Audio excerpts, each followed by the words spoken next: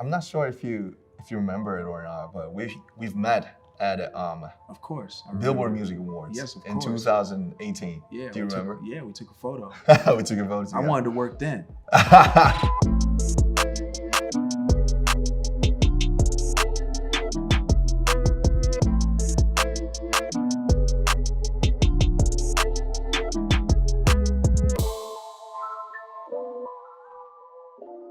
First of all, thank you for having me. Thank you for having me. Thank you for as having well. me as well.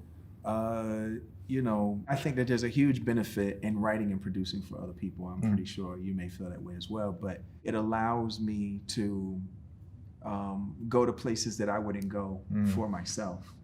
And as much as it feels like, I may know what I'm doing when I'm doing songs that I'm, featured as a solo artist, some people know, but most people don't know that all of my solo efforts have always been songs that I have written or produced for other people. In fact, when I try to write songs for myself or produce songs for myself, they always are too complex and seem much more like a puzzle than they do, a jam, like a bop. But I do those for other people. So for me, oftentimes my best stuff is the stuff that I poach back for myself. I don't know how it is for you. In 2005, I was just an elementary school kid, and I just wanted to be a rapper. As I got to know what's rap, it's basically it's rhythm and poetry. I really felt attracted for this whole genre to send the messages to the world. Actually, it's really embarrassing to answer about all this in front of my idol, but. For me, it's really more comfy to Mostly for me, I write somebody's lyrics or the melodies for other artists. Not as many as you, but it feels like it gives me another avatars and characters. Yes. Yes. So when it comes to me, it's a complex, and it always comes with the pain. To confess. But it's still the most important part for me. I can relate to that. I think the pain part for me is probably the fun part, because that's like some of the most vivid paint that we can use as artists when we're like filling in what we want to be a powerful verse. It's like, okay, does it hurt enough? Or does it feel good enough? True. So I understand you there when you say, you inject the pain in your verses to make sure that's like, they're strong. I agree. I was wondering the creative process, how it's different for you yourself, like In My Mind or Girl, or between the songs you made for the others, like the singers or the rappers, or like clips, Grounding, of course. I just wonder the difference, from the scratch. So when an artist walks in, they ask for something.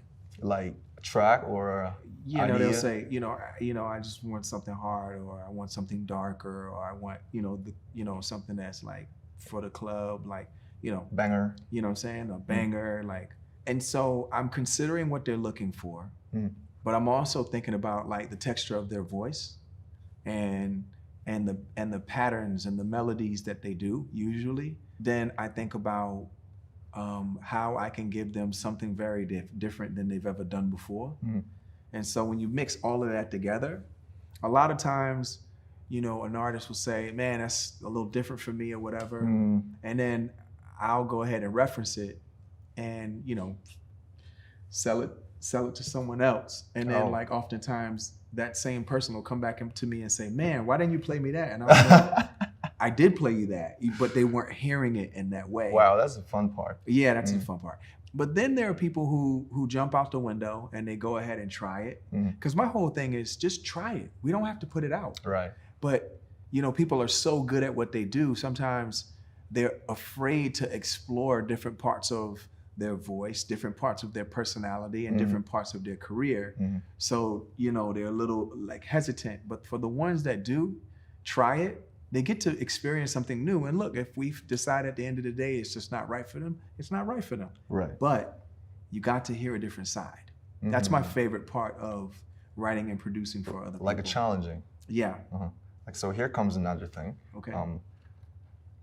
I started to listen to music. I mean, like the hip hop music in 2005. I started with the Nas and Eminem. Okay. Of course, the classics. Yeah. But as I get to know you, when I first listened to your song, especially, I just want to point out "Take It Off," because that's my playlist, one of the playlists. Whoa. So that's crazy. When I listened to it, I even translated it into Korean, and I just recorded once when I was I'm amateur. Whoa.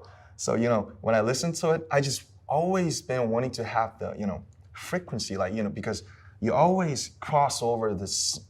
These days, genre doesn't mean anything, but I think at that time, was like some rappers really criticize the rappers who sing or use the autotunes. Right. But I don't know, you started your career as a producer, or so you're like very natural for that. But I always wanted to have the frequency like you. Like it sometimes it's just singing. It could be falsetto. Sometimes you rap. Sometimes you just sang the hook for the other artists, like Snoop Dogg. And so how do you position yourself when you participate in the song as a player? Like, wow. First of all, these are great questions. Thank you. And no one's ever asked me that, believe it or not.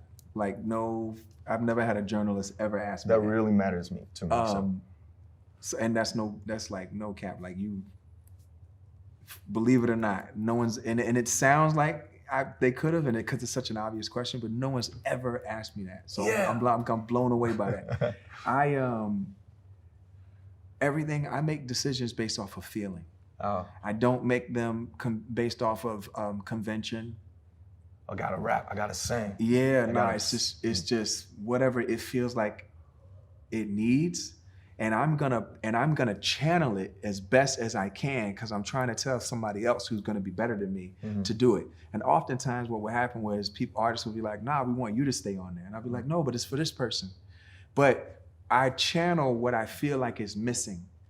And I forget that it's gonna be me, because if I think that it's gonna be me, then it won't be as good and I won't be as confident. I'm only confident knowing that I am giving the instruction and the directives to someone else. Like, for example, there's a record that I did with Mystical a long time ago called Mystical. Wow. Yeah, Shake Your Ass, right? Ooh. So when I did that record, I was thinking like, writing wise, Chad and I produced it together, but when I was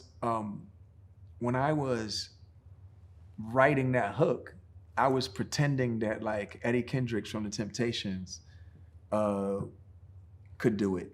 And I remember saying to them, oh man, we're gonna get like, we're gonna get the guy from the Temptations to do it. And they were like, nah, the record company wants you to stay on there. I was like, wait, what? So it was like this weird thing where like I started to realize that was my sweet spot, is when I channel other people and I surrender to what the music needs and not let my ego or my feelings get involved. And then I actually make better decisions, whether it's gonna be me on the song at the end of the day or not, or another artist.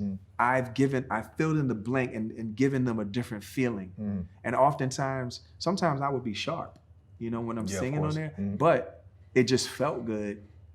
And we would just leave it. So I'm not sure if you remember it or not, but we've met at of course Billboard Music Awards. Yes, of in course. 2018. Yeah. Do you remember? We took a photo.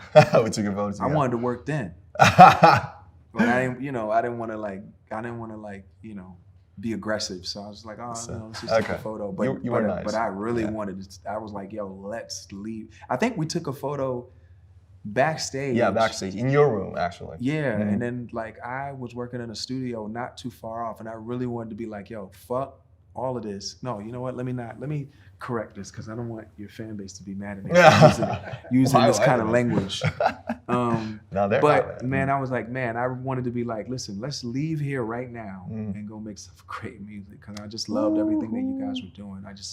I love your energy, and you know, I love what it is that you represent. You know, at such a time when, you know, our Asian brothers and sisters, and you know, fellow Asian human beings that maybe don't identify necessarily binarily, in a binary way.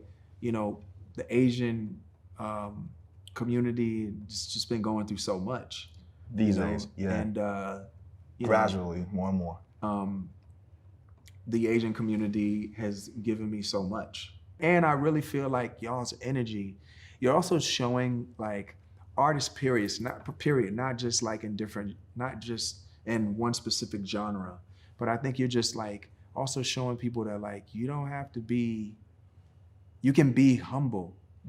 You guys, your energy is very, there's a lot of humility that you all vibrate. I think that's a great energy. What people don't realize is like when you have, you know, literally, you know, hundreds of millions of fans, and you encounter them, you know, 20 and 50 and 100,000 at a time. Can't notice a single face, you know. It's just a mass. It's MAS. That's not a It's a mass. It's a mass, and it is a massive voice, and it is a massive, using that word mass, it is a massive energy coming at you, and you say jump, and then they jump, and you sing, and they sing every word, right, and you know that you can feel through their voices that so many of their lives have been affected and changed because of something that you've done.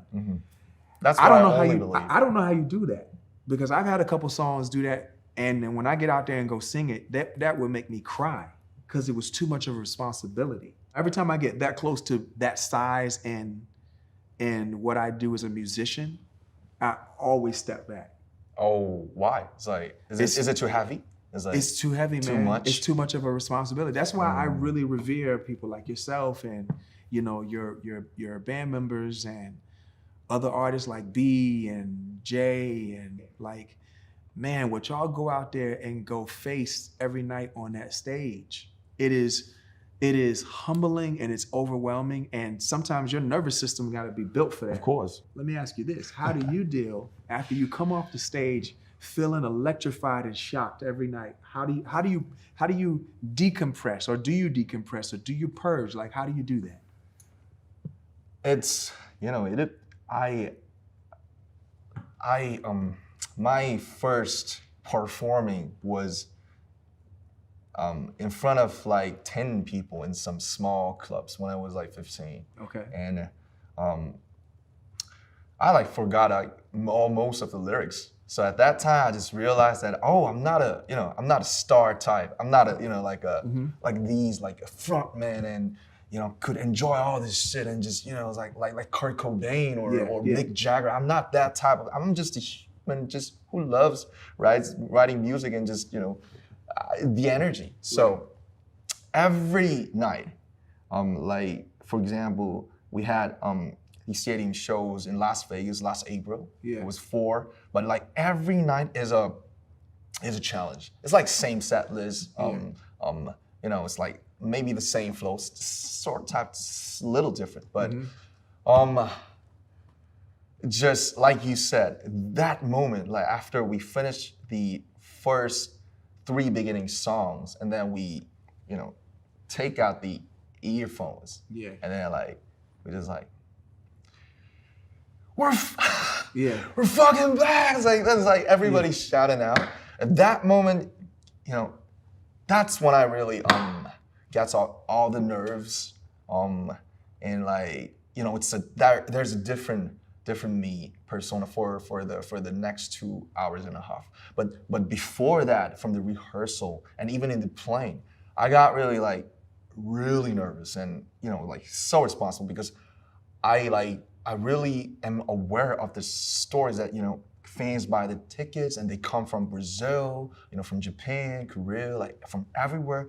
They just come there for just that one night. So it feels me like I have to pay back, you know. I have to offer them the best night ever in their lives. So it's a mess, and it's a too much energy. But I'm a human, and I really get nervous, and I really sometimes get depressed by, and even get swallowed by all the energies. But I'm trying, and I try to deal with it, because I'm a human, and I love the music. I love their love, because I think love is really happening when we give somebody, not we receive. Yeah, we take. Yeah. So I think it's more closer to the real love, I guess, personally. So I just want to give them back. They brought us from just a small city in Korea all the way back to the heart of this music industry, like Las Vegas, LA, New York. Me having an interview with Pharrell, it could happen because of fans all over the world. I'm just always grateful, and I just don't want to disappoint them. How do you position yourself? Like, you're a producer, yeah, you may be a rapper, you may be a singer, you may be a CEO, father, a husband. Like, what's I'm for, of course, the name Pharrell explains everything, but except that, how will you define yourself? Like, I don't know. I mean, I'm a public servant first. Public servant. Yeah. I like that. I like that word. Yeah, and when you serve the public, you're doing it's what something for public. Yeah, and that's God's will. I'm a believer. Oh, you're a believer. Yeah, I believe the universe is real. For me, God is the universe. We're in the universe. And then, again, being a public servant, being, a father, a husband, and then music is like everything for me, because music's the skeleton key that's opened up every door. Still music. Yeah, it's like the center of everything, because without that, I wasn't able to do all the stuff that I'm able to do. And then I definitely have my struggles with having a lack of a sense of purpose, I think. When?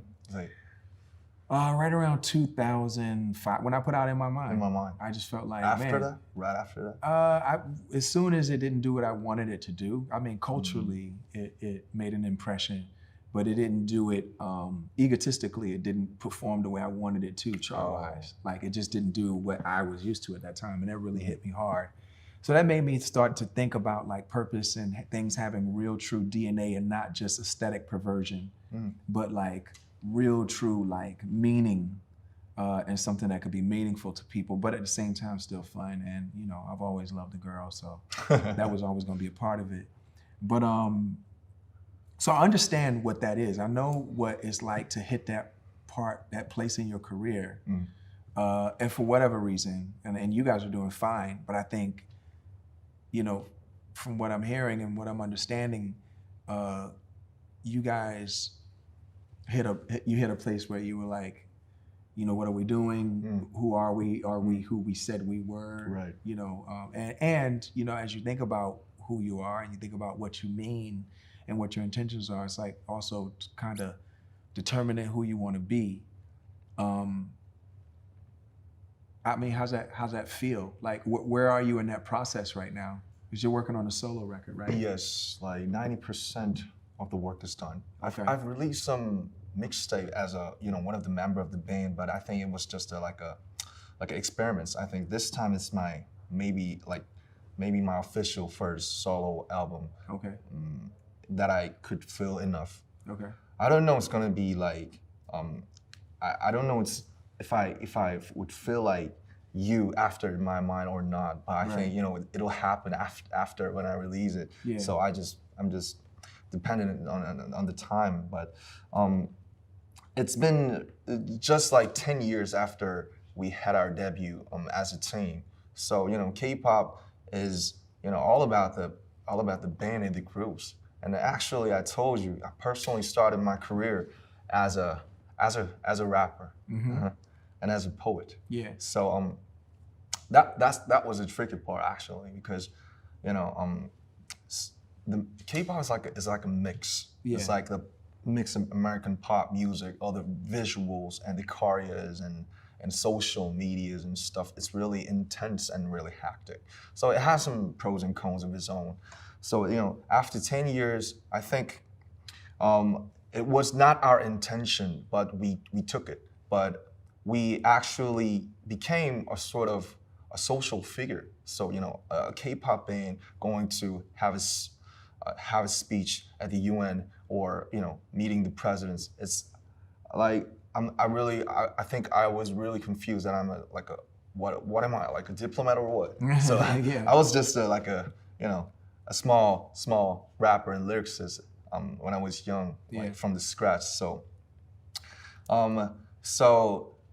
it was 10 years really intense as a team, and I actually was in charge, like almost all of the interviews, and you know, representing the team like in front of the other members. That was my stuff, I guess, role. Yeah. So I think I got really I don't know, like, yo, I gotta stop this for a bit. Yeah. I gotta shut it down and just, you know, fall from it away, and then just see what's going on.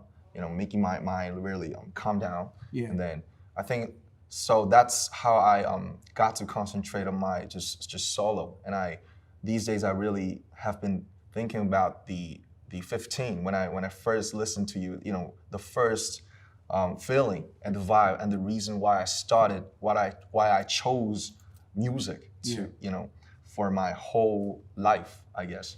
So yeah, when I started my music, I was like 14, and now I'm like 28. So it's like just the half. It's like, you know, it's like way shorter than you. So I'm in that process. So it's really tricky and confusing, and I just don't know what's going to happen. So if you could give me any advices, because you were in the band, and you are in the band, and you done the band. It's different from the K-pop, but you've done a lot of projects, like of course NERD, Neptunes, Yeah. and, you know, of course your solo. Yeah. So, like any thoughts about You know, being in the Neptunes, being in NERD, and having a solo record really helped me, because it you know, you do one thing, then you take a break. You do another thing, then you take a break. You do another thing, then Switch you take modes. a break. Yeah, and it allows me to like put on different hats and put on different masks. So I understand that, and I know like having that departure is gonna make it really fresh for you. I think it's good for you to do that, because then when you come back to it, you know, to the group, the team. yeah, I think it's gonna be, to the team, I think it's gonna be super fresh. You're gonna have a whole lot of ideas. I would just say continue to move forward, continue to be curious, and don't put any kind of necessary pressure on what it is that you do by saying, you know, no absolutes, like, oh, I will never do music again, or I will never, I wouldn't do any of that. I would just, no nevers. no nevers, just stay along for the ride. Just keep going. Cruising. Yeah, and just see where you end up, because it's really interesting. Thank you. Nah, thank It you. was a bless. Pleasure's mine.